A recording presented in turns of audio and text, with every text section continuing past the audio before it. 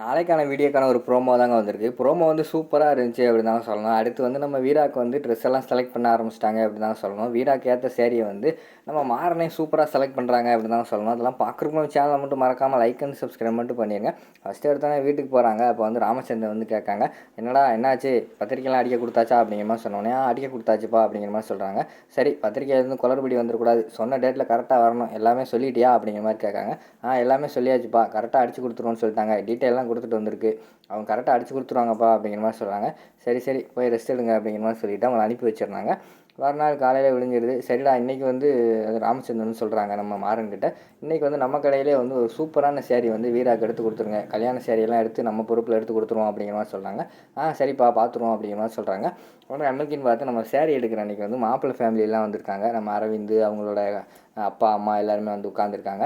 இங்கிட்டு பார்த்தா நம்ம வள்ளி போயிருக்காங்க. வள்ளி, அதுக்கடுத்து நம்ம மாறன், அதுக்கடுத்து கண்மணி, அவங்க ஃபேமிலி எல்லாம் வந்திருக்காங்க.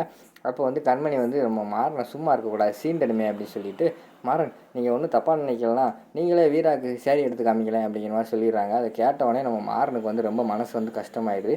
உண்மையா நம்ம லவ் பண்ண பொண்ணு, அவளுக்கே கல்யாணம் ஆக போகுது, அவளுக்கே நம்மளை சேலை எடுத்து கொடுக்க சொல்கிறாங்களே அப்படின்னு சொல்லிட்டு அவங்க ரொம்ப கவலையில் இருக்கிற மாதிரி காட்டுறாங்க. உடனே கண்மணி என்ன பண்ணிக்கிட்டு இருக்க, இதெல்லாம் தப்பு அப்படிங்கிற மாதிரி வந்து வீரா சொல்கிறாங்க. இதில் என்ன இருக்குது, நம்ம மாறன் வந்து ரெகுலராக கடையில் பண்ணுற வேலை தானே, இதில் என்ன இருக்குது அப்படிங்கிற மாதிரி வந்து நம்ம கண்மணி சொல்கிறாங்க. உடனே அரவிந்த் வந்து சொல்கிறாரு, வேண்டாம் வேண்டாம், அவர் வந்து ரொம்ப சங்கடப்படுறாரு, அதெல்லாம் வேண்டாம் அப்படிங்கிற மாதிரி சொல்கிறாங்க.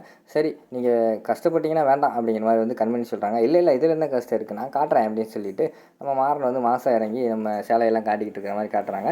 இந்த சேரீ பாருங்கள் சார், இந்த சேரீ பாருங்கள் சார்னு எல்லாத்தையுமே தூக்கி போட்டு காட்டிக்கிட்டு இருக்காங்க. அந்த இடத்துல வள்ளி நின்று ரொம்ப கஷ்டப்பட்டுக்கிட்டு இருக்காங்க. இதெல்லாம் மாறனுக்கு இதெல்லாம் நடக்கணும் இருக்கே அப்படின்னு சொல்லிட்டு அவங்க வந்து ரொம்ப ஃபீல் பண்ணிக்கிட்டு இருக்காங்க. கடைசியில் அரவிந்த் எல்லா சிலையும் பார்த்துட்டு, நல்லா ஸ்டோன் வச்சா நல்லா விலை கூர்ன சிலை எடுங்க அப்படிங்கிற மாதிரி சொல்கிறாங்க. சரின்னு சொல்லிட்டு எல்லா சிலையும் எடுத்து காட்டுறாங்க. எடுத்து காட்டிட்டு அந்த ஒரு ஸ்டோன் வச்ச மாதிரி ஒரு சேரீ இருக்குது, அதை பார்த்தோன்னே இது அழகாக இருக்கே அப்படிங்கிற மாதிரி சொல்கிறாங்க. உடனே நம்ம மாறன் வந்து, சார் என்ன சார், அதெல்லாம் நல்லா இருக்காது, ஸ்டோன் எல்லாம் சரி இருக்காது, ஒரு தடவை நல்லாயிருக்கும், அதுக்கடுத்து நம்ம ஏதாவது வாஷ் பண்ணோம்னா ஸ்டோன் எல்லாம் விழுந்துடும், அதனால் ஸ்டோன் வச்சது வேண்டாம், வீராக்கு வந்து ஸ்டோன் வைக்காமல் சூப்பரான சேரீ எடுப்போம் அப்படிங்கிற மாதிரி சொல்லிட்டு ஒரு ஆரஞ்சு கலரில் ஒரு பட்டு புடவை மாதிரி எடுக்காங்க.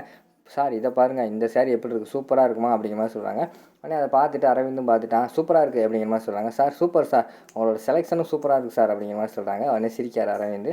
உடனே வீரா இந்த சேரீ வாங்கி வச்சு பாருமா அப்படிங்கிற மாதிரி வந்து அவங்க அம்மா சொல்கிறாங்க. சரின்னு சொல்லிட்டு வாங்கி வச்சு பார்க்காங்க. வச்சு பார்த்தோன்னே அவங்களுக்கு வந்து சூப்பராக இருக்குது, எப்படி பிடிச்சிருக்கா அப்படிங்கிற மாதிரி வந்து அவங்க அம்மா கேட்குறாங்க. நல்லாதாம்மா இருக்குது அப்படிங்கிற மாதிரி சொல்கிறாங்க. இது வந்து சாதாரண சேரீ கிடையாது, இது வந்து அதாவது பட்டு சேரீ, அது மட்டும் இல்லாமல் மிஷினில் தைச்சது கிடையாது, இது வந்து கையாலேயே நம்ம கையாலே எல்லாமே செஞ்சது, அதனால் சூப்பராக இருக்கும் அப்படிங்கிற மாதிரி வந்து நம்ம மாறன் சொல்கிறாங்க. கடைசியாக வந்து நம்ம மாறன் வந்து வீராவை பார்த்து, என்ன வீரா பிடிச்சிருக்கா அப்படிங்கிற மாதிரி வந்து டபுள் மீனிங்கில் அவங்கள பிடிச்சிருக்கான்னு கேட்குற மாதிரி காட்டுறாங்க.